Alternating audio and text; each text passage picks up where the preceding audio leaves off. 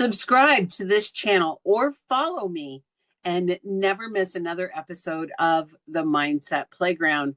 Also, I can't wait to see you on the playground at Facebook, Instagram, TikTok, and LinkedIn.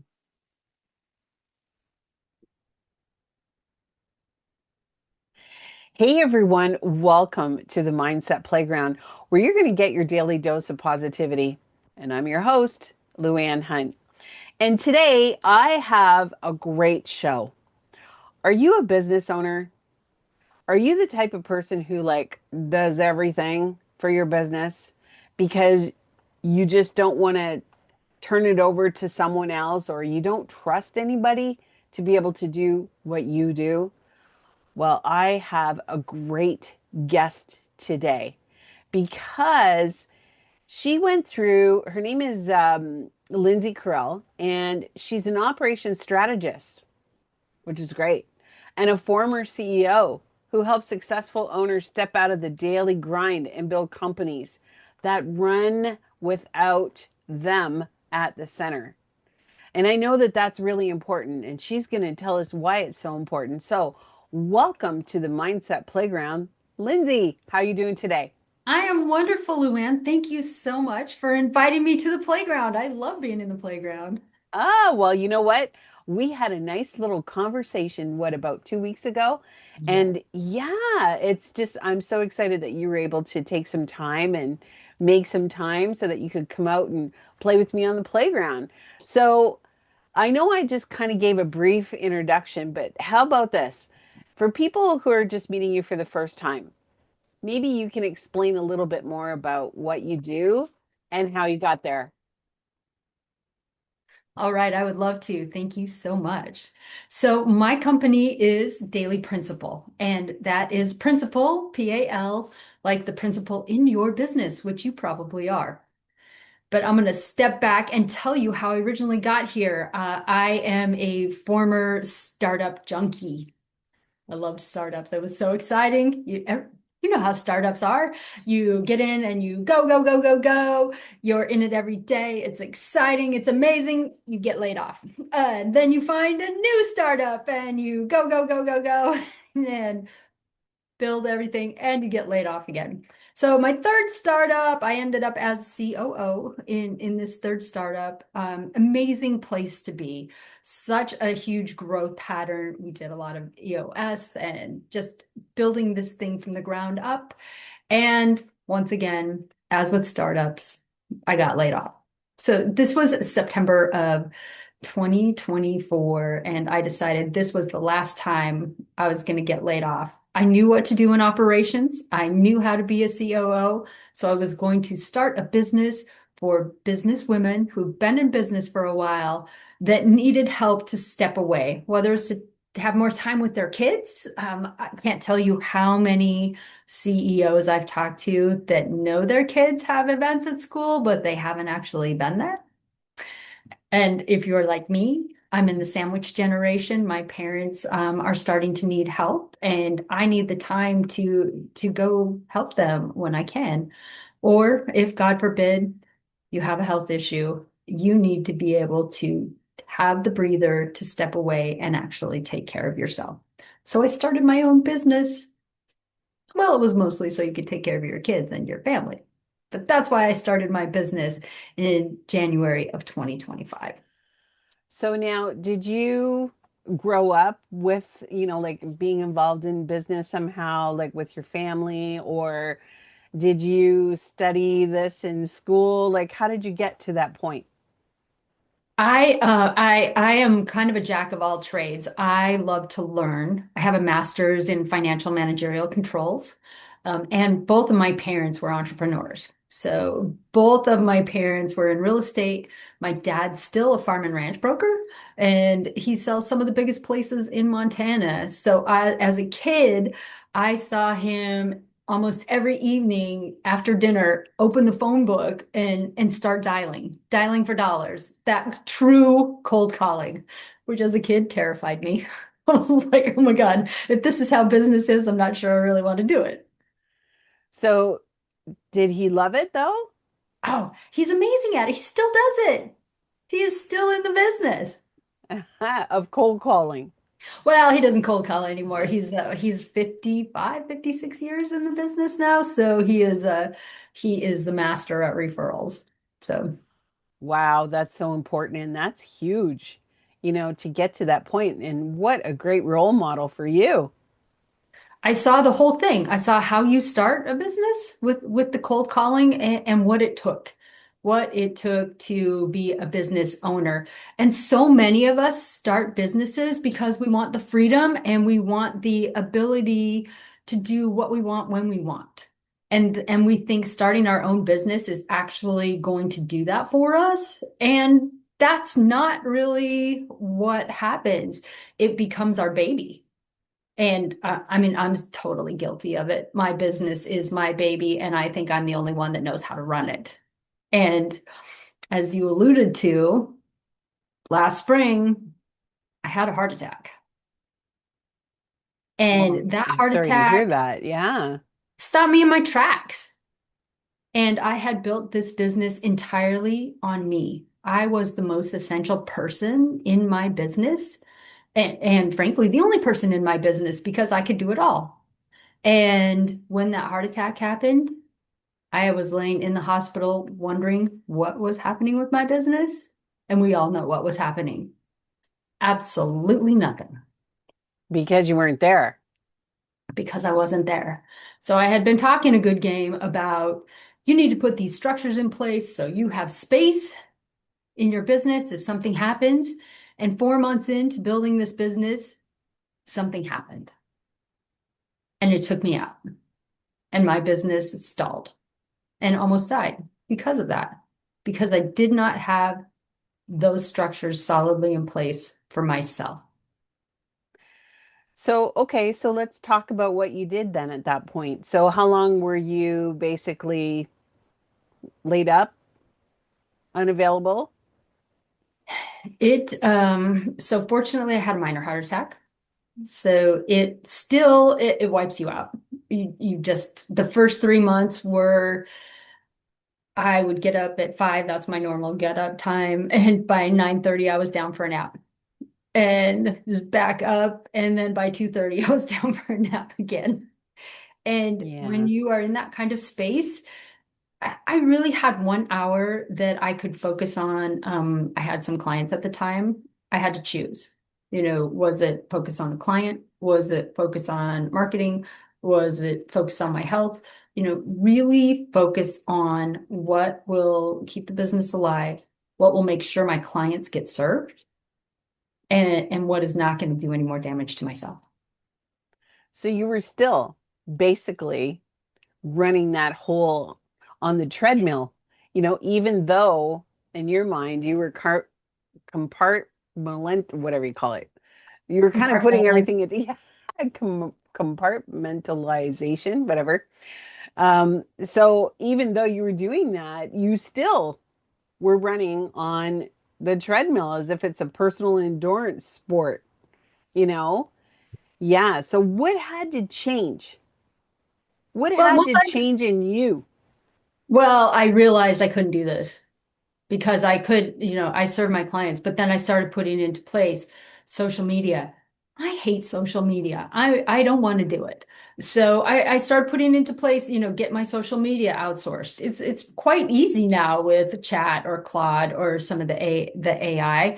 I have an agent that just runs now on Tuesday mornings, and it spits out everything that I need.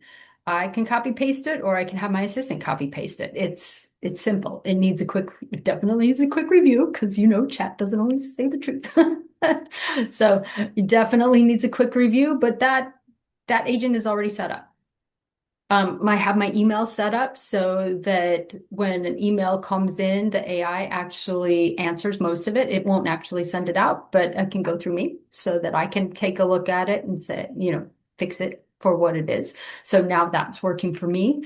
And I'm working on putting some other things in my business that everything can flow around me. So whatever happens to me now is not going to stop my business. And that is my goal for everybody else that I work with, is to make sure that their business is not stopped. when something major happens. Well, that's great. And it gives you probably that sense of, you know, that you still have control over everything. Is that right? Yeah. Well, that's good. Absolutely. So many of us, when we start our business, we start because we are excellent at one thing, maybe two Mm. things. I'm excellent at operations, and I wanted to share my gift to everybody that I could. You don't think about all the other things that you have to do. I'm still good at bookkeeping. I still think I'm better at bookkeeping than most people, but that's something that needed to be sourced out because that is not my highest and best use of my time. Operations is. Marketing definitely needs to go somebody else. That's not me. But Social it's media for interesting. sure. It's interesting that you found the things that you love and, you're still okay with the fact that somebody else can do these.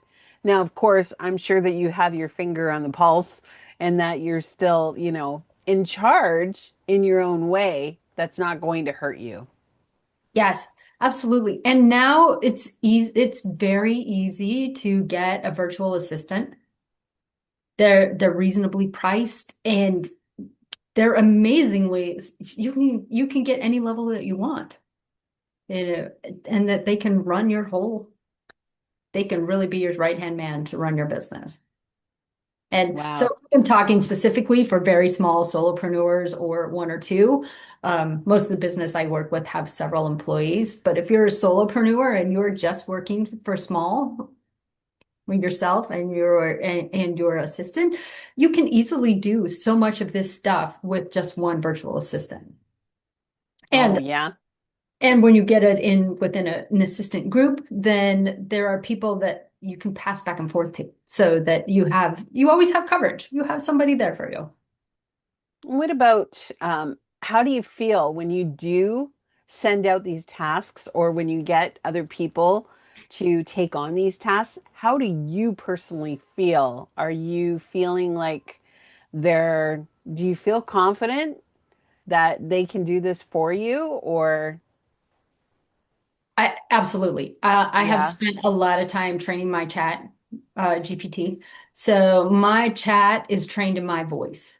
And I'm working on moving a secondary over to Claude so that I have both trained in my voice. And I know that whatever comes out of there is going to be close.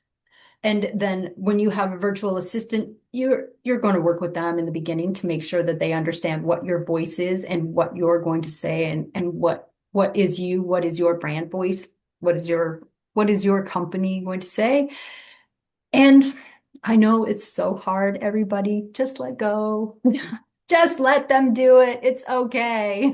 It is hard, but you know what? I get that because I'm on the other end of I'm actually one of the, the team that is working for someone.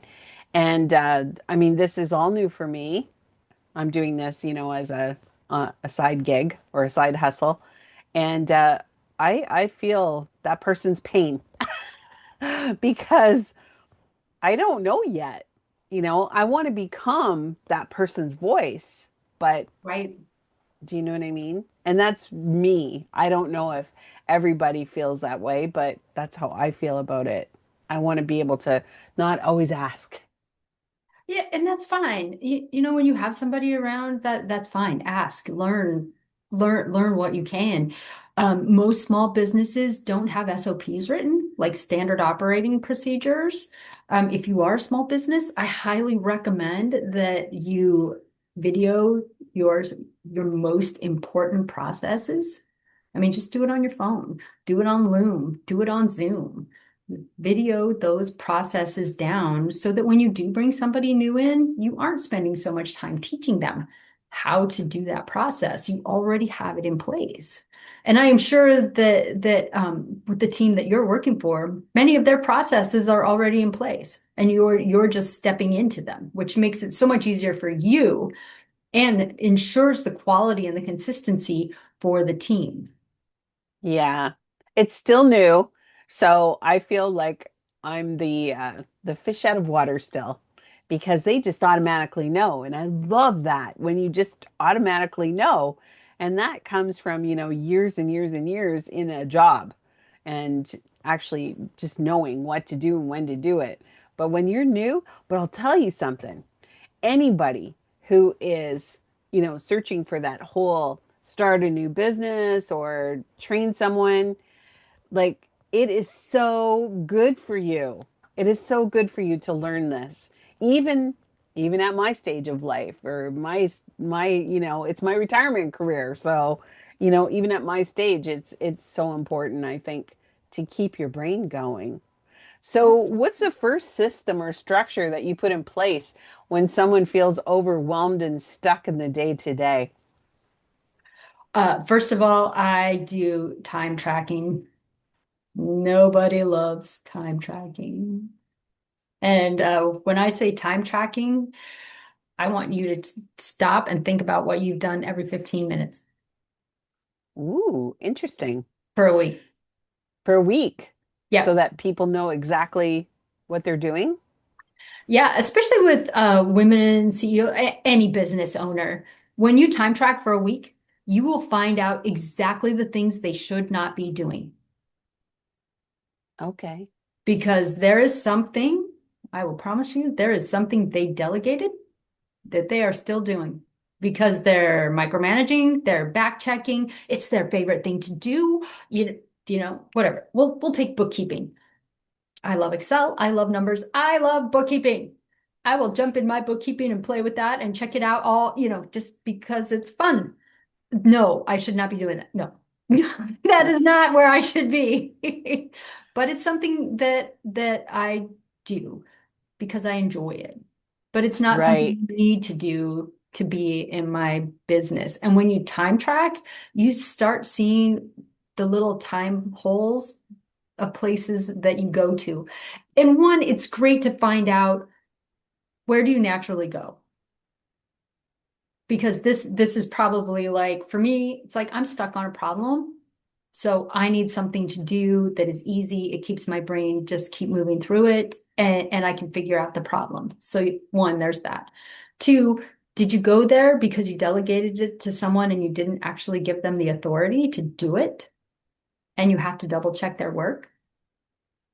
If that's the case, then we're going to have to talk about delegation and authority and giving that person authority so they can actually do the job.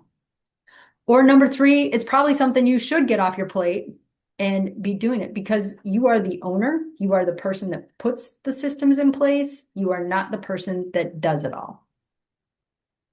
Okay, so here's one for you. What do you recommend for, say, for example, you're working with or you're trying to train your virtual assistant and you say, oh, this should only take you, because remember, this is like a job that you've done over and over.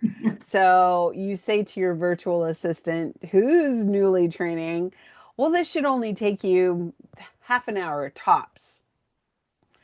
What do you say to people like that who, when they give their virtual assistant a job, it's far from only half hour? Yeah, it's like four times what it takes you for the first couple times for the assistant. One, this is where we talk about I want to put your SOPs, at least write them for your top 10 processes. The whatever is the secret sauce of your business, you should have that process written down. And that is where I would start with your new virtual assistant. You're going to walk through that process at least one or two or maybe even three times with them while you're going through the process. Hopefully it's written or in video, whatever it's in, you're going to go through them with them the first, second, third time while they're doing it so that they can see what the process is. It may not be ideal. It may just be you have to give that process to the person and say, do the best you can. Tell me where you got stuck, and then we'll come back and sit down and work through it. Yes, it takes time to train people, and this is your best time spent. Why do you say that? Because when you train people, you train them to your standard. And if you're the business owner, you want to train the people to your standard. And again, we're talking about very small businesses. When you get bigger businesses, you need to let your people that you've already trained train other people. But with small businesses, when you're bringing in your first virtual assistant or your second virtual assistant, I think it's imperative that the owner takes the time to train or at least do the first couple walkthroughs because you hear how the owner thinks, you hear how they do things, and you hear how they're talking back and forth to you. And that starts cementing what their voice is and what's important to them about the business. Because it's easy to read it on a piece of paper. We all have our mission, our values, our goals, but until you hear me say it, and you hear me talk about the passion of, look, a heart attack stopped me in my tracks. I am so passionate about making sure that you have stuff in your business so that when you have to step away, your business still runs. But if Right. you just read it on a piece of paper, you're like, oh, okay, so you got sick, whatever. Everybody gets sick once in a while. Versus, like, no, this stopped me. Yeah. So So how long were you down for the count? Like, was it, do you remember? completely that first, I don't even remember the first Oh, month okay. after it, I was fine. I was functioning, but I was focused on me, on getting help. Good. That's good. That's what I want to hear, Yeah. is focusing on you, right? So that's great. Now you talk about decision paths. Can you explain what that means and how it changes everything for a team? For the decision path. Yes. So with decision paths, it we're back to the SOPs, right? Okay.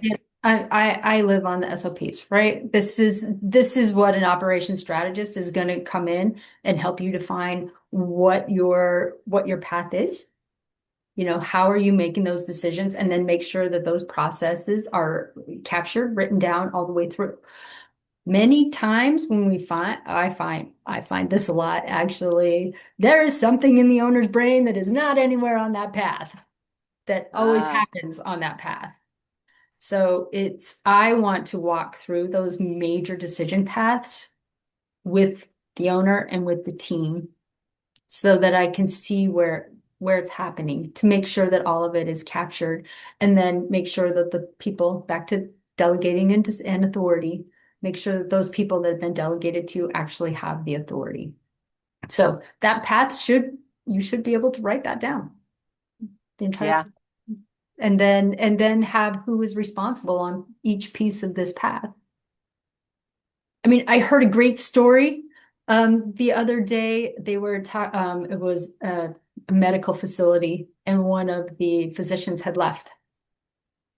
And he left patients, right? Because he couldn't take them with him. And the consultant's question to the other doctors were, who is responsible for this person's patients? Hmm. Silence, Oh no. because there wasn't a process in place. Right. There wasn't a process in place. And if you have a full boat, you're not just going to, out of the goodness of your heart, take on somebody else's load. So that was a hole in the process, right? Yep. It's simple when you have somebody that's looking from above and can see the hole in the process. It's much harder when you're at that same level for that process. So Right. I'm an advocate of bringing, when you're stuck with things, bring a consultant in, bring somebody that can look from the top down and look at the whole picture, and then you can see those holes. Once they identified that hole, it was very easy to put a process into place to make sure that everything got taken care of. And that's what they did. But it's like, this is something that happens in every business. Right. Oh, wow. So let's do the truth bomb. What's something business owners believe about growth or success that you completely disagree with? Well, you heard my story. I disagree with hustle. Hustle harder. I believe that structure is self-care. And Mm. that putting structure in place means that you have the space to breathe, to take care of yourself, and to take care of your business in such a way that growth will still happen, but it's not gonna be at your expense. So my tagline is build with structure, not with sacrifice. So this is what I believe is that structure is more important to your business than hustle. That's great. What did your health crisis teach you about success that you wish every entrepreneur understood earlier? Uh, so it wasn't exactly, well, success is, in my opinion, staying alive, Yeah. staying in the game so you can keep through it, go through it, right? Um, the heart attack taught me to actually pay attention to what my body was saying. My body, your body, every body has its way of telling you that it's tired, that it's Hmm. burnout, that it needs some time, that it needs some space. For me, um, I start breaking things and not intentionally. Like a plate will slip out of my hands when I'm unloading the dishwasher, Ah, break, or I'll knock a glass against something and it'll break. This is one of my signs that I'm tired and that I need to slow down and take care of myself. It's an easy one, and it's also very easy to just say, "Oh, I'm just being clumsy today." But it's like after the heart attack, I start looking at those little things that happen and say, is this a sign that I'm tired? Is this a sign that I need to slow down? And even if it's just slowing down during the day, taking more time to make decisions, giving myself a little bit of space, taking a breather out and outside in nature, listen to those because burnout is not the end. A heart attack is the end. oh, yes. Burnout is a warning sign. So it's like if you hit those little pieces that are telling you that you're burning out, that you need to slow down, please pay attention to them. We're hitting, we're hitting that stage in life where life and our family and our friends are truly important. And everything that goes on in our body, it's telling us stuff. Let's listen.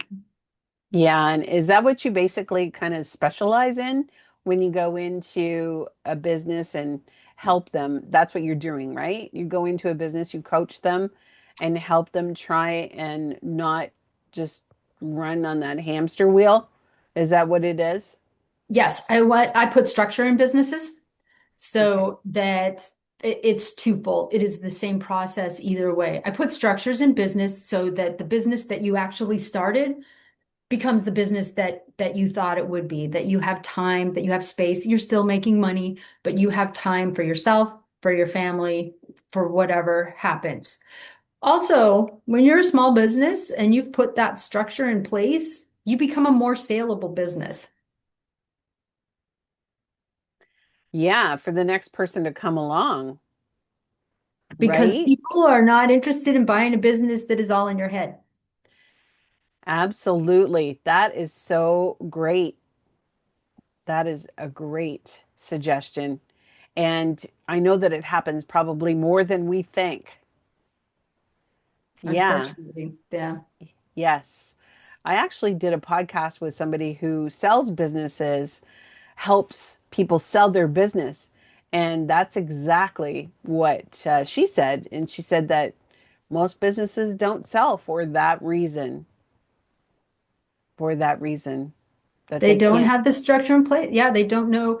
Think of a franchise. People buy franchises because the SOPs, the processes are already written down. They already know exactly what to do to get the product. McDonald's, everybody knows McDonald's has McDonald's U. They have Hamburger University.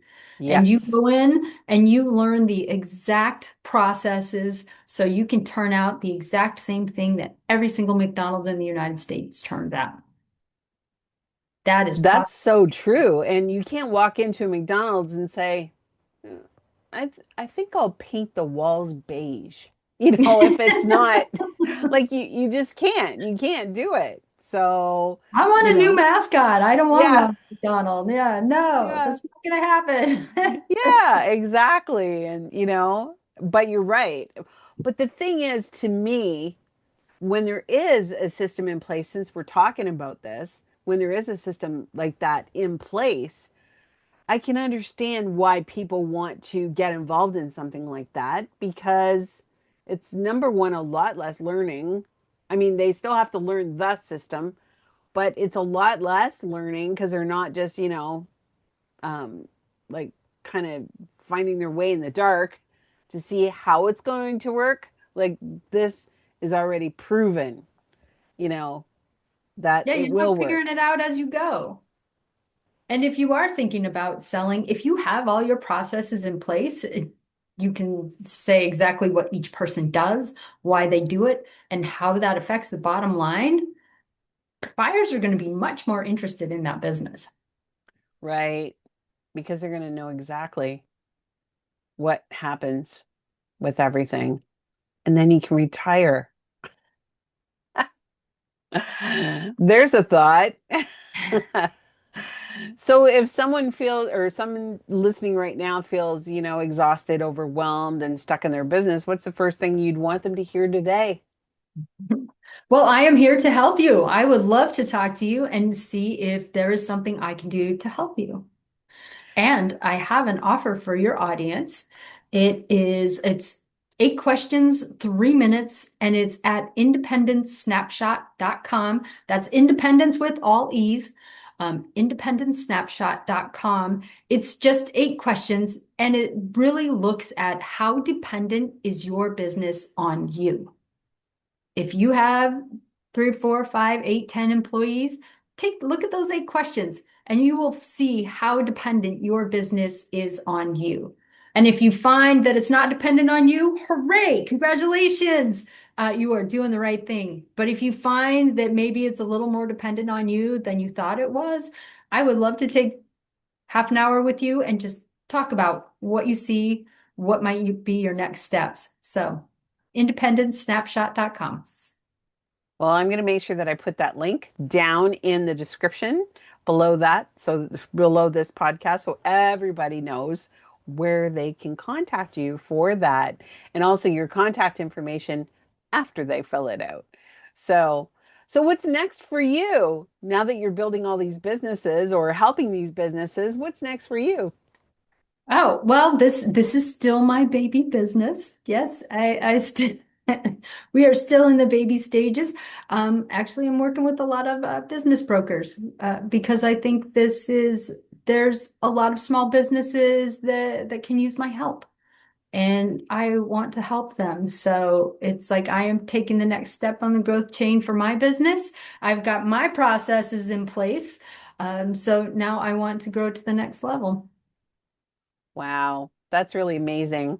So before we end, Um, I always ask my guests for three golden nuggets to leave the audience with. So, what would your three golden nuggets be? My 3 golden nuggets are first, pay attention to what your body is saying. Remember, burnout's not the end game, could get much bigger than that. So listen to what your body is saying. The second one would be if you're a small business, take the time and actually walk through your whole entire process and think about what is most important to your process, and at the very least, have those pieces written down. Write your process out. And finally, number 3, ask your friends for help. They are amazing. You know somebody that can help you with the exact problem that you're dealing with right now. I have met so many fabulous people doing podcasting, such as you, Luann, that is Oh, like my friend group has more answers than I would ever have questions for. So take a deep breath, ask for help. It's out there. well, that's great. I have appreciated our conversation and having you as my guest on the Mindset Playground. And hopefully, one day I will have you back. I would love to come back. Thank you so Yes. much. This has been a pleasure. Thank you.